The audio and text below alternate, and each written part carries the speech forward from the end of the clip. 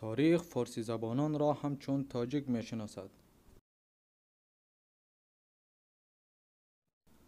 دکتر جلیل دستخواه گفته است که در خود ایران قشقاییانی که زبان مادریشان شاخه از زبانهای ترکی است فارسی زبانان را تاجیک می نامند و آشکار می بینیم که این عنوان را برای هر کسی که زبان مادری و اصلیش فارسی است به کار می برند و تاجیک را نه به معنای کسی که از سرزمین دیگر بلکه به مفهوم هر ایرانی فارسی زبان بجز قشقاییان ترک زبان به کار می برند. دانشمند دیگری ایرانی حزیر تهرانی می نویسد هنوز هم برخی از روستاهای ایران این باور رواج دارد. در عهدنامه بزرگ ایران زمین به نادرشاه افشار در دشت موغان هم اهالی ایران را طبعا از ترک و تاجیک به قید گرفته است. می دانیم که ایران زمان نادرشاه بسیار فراختر از ایران کنونی بود.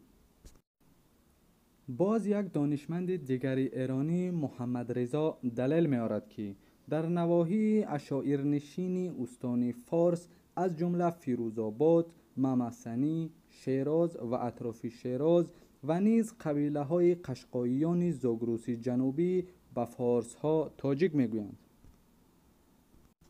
پروفسور استاد سفر عبدالله می نویسد از چنین دلیل ها که من در ایران بارها با چنین تاجیکان روبرو شدم. در آغاز سالهای 90 قرن گذشته سفر 10 روزه با استاد اولژه سلیمانی شاعر قزاقستان به ایران داشتیم. ما در آن سفر از شهرهای نیشاپور، مشهد، شیراز و اصفهان و کرمانشاه و همدان و غیرها بازدید کردیم. و طبیعی است که خاک شریف فردوسی و خیام، عطار و سعدی، حافظ و بوعلی سینا را و غیره را زیارت کردیم.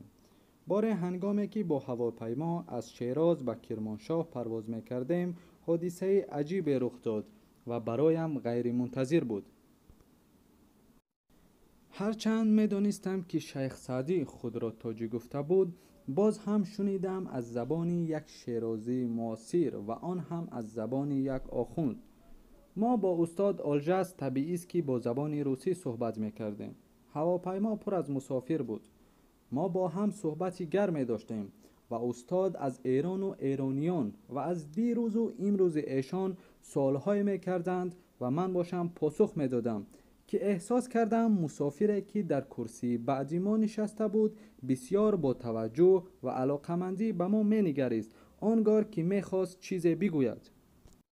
نهایت کاسه صبری آن شخص لبریز شد و دست به کتف من گذاشت و گفت آقا سلام، ایشان مهمان شماست؟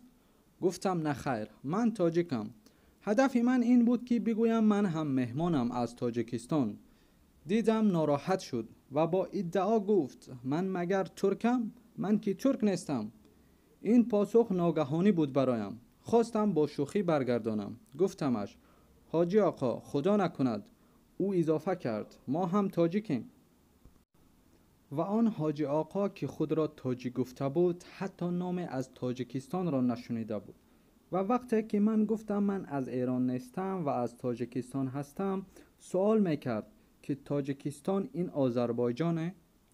برای آن که بفهمانمش تاجیکستان کجاست و تاجیکان کی هستند از شهرهای بخارا و سمرقند و بدخشان و خوجند و ختلان که در ادبیات فارسی فراوان آمدند یادآور شدم و ایشان گفتند آقا این شهرهای ما بودند که روس‌ها غصب کردند. گفتم حالا روس‌ها ما را رها کردند و رفتند و با شوخی گفتمش در فلان شهرها تاجیکان دارند ترک می شوند.